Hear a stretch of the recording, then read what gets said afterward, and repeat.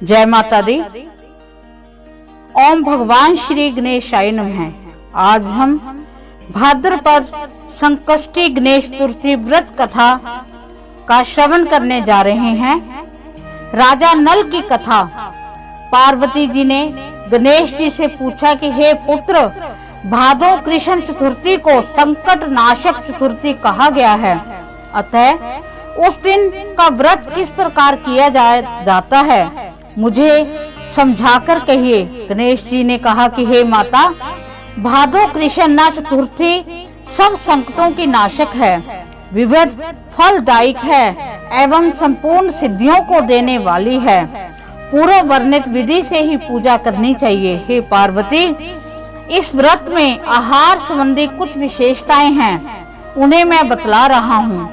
श्री कृष्ण जी कहते हैं कि हे युधिष्ठिर, पुत्र की ऐसी बात सुनकर पार्वती जी ने उनसे पूछा कि आहार एवं पूजन में क्या विशेषता है, उसे कहिए। गणेश जी ने कहा कि गुरु द्वारा वर्णित प्रणाली से इस दिन भक्ति भाव से पूजन करें। चतुर्थी के दिन प्रातः नित्य क्रम से निवृत्त हो व्रत का संकल्प करें, तत्पश्चात रात्रि में पूजन और कथा श्रवण करें। पूर्व काल में नल नामक एक पुण्य आत्मा एवं यशस्वी राजा हुए हैं। उनकी रूपशालिनी रानी दमयंती नाम से प्रसिद्ध थी। एक बार उन्हें शापग्रस्त होकर राज्यच्युत होना पड़ा। रानी के वियोग में कष्ट सहना पड़ा।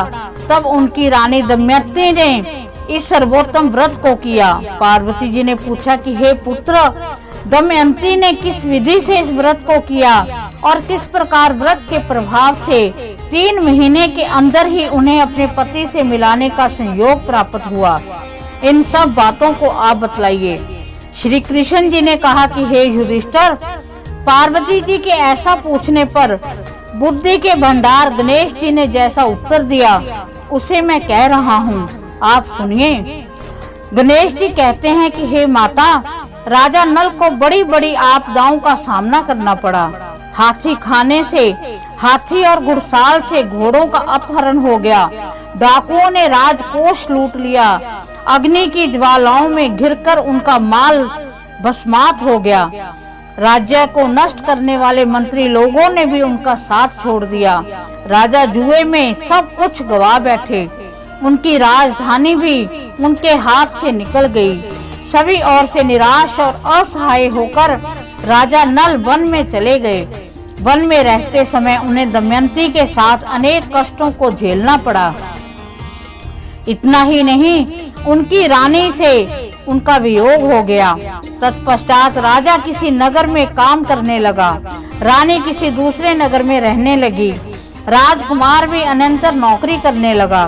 जो किसी समय रानी और राजपुत्र कहे जाते थे, वे ही अब भिक्षा मांगने लगे। तरह तरह के रोगों से पीड़ित होकर, एक दूसरे से विलग होकर कर्म फल को भोगते हुए दिन बिताने लगे। एक समय की बात है कि वन में भटकते हुए दमयंती ने महर्षि शर्वंग के दर्शन किए। उसने उनके पैरों पर नतमस्तक हो हाथ जोड़कर कहा। दमयंती ने पूछा कि हे ऋषिराज, मेरा अपने पति से कब मिलन होगा, मेरा भाग्य कब लौटेगा? हे मुनिवर, आप निश्चित रूप से बतलाइए। श्री कृष्ण जी कहते हैं कि हे दमयंती, का ये उत्तम प्रश्न सुनकर शर्वंग मुनि ने कहा कि हे दमयंती, मैं तुम्हारे कल्याण की बात बता रहा हूँ, सुनो। इससे घोर संकट का नाश होता है। यह सब कामनाएं पूर्ण करने वाला एवं शुभदायक है। भादो मास की कृष्ण चतुर्थी संकट नाशन कही गई है। इस दिन नर नारियों को एक दंत गजानन की पूजा करनी चाहिए। विधि पूर्वक व्रत एवं पूजा करने से ही हे रानी, तुम्हारी संपूर्ण इच्छाएं पूरी होंगी। 7 महीने के अंदर ही तुम्हारा पति से मिलन होगा। यह बात मैं निश्चय पूर्वक कहता हूँ। गणेश जी कहते हैं कि शर्वंग मुनि का ऐसा आदेश पाकर दमयंती ने भादों की संकट नाशन चतुर्थी व्रत को आरंभ किया और तभी से बराबर प्रति मास गणेश जी का पूजन करने लगी। 7 ही महीने में हे राजन, उस उत्तम व्रत का करने से उसे पति, राज्य, पुत्र, पूर्वकालीन वैभव आदि की प्राप्ति होगी। श्री कृष्ण जी कहते हैं कि हे पुत्र युधिष्ठिर, इसी प्रकार इस व्रत को करने से आपकी भी राज्य की प्राप्ति होगी और आपके सभी शत्रुओं का नाश होगा। यह निश्चय है, यह निश्चय है।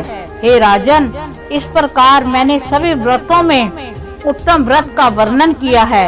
ये सब कष्टों का नाश करता है और आपके भाग्य की वृद्धि करता है। इस प्रकार भाद्र मास में आने वाली जो संकट नाशन गणेश चतुर्थी व्रत की कथा है उसका समापन होता है। इसके श्रवण मात्र से हमारे सभी कष्टों का, हमारे सभी संकटों का नाश होता है।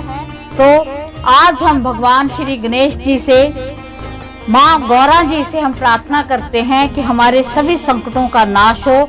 हम पर भगवान गणपति जी रिद्धि सिद्धि के साथ अपना आशीर्वाद हमें दें। इसी के साथ जय माता दी। ओम भगवान श्री गणेशाय नमः।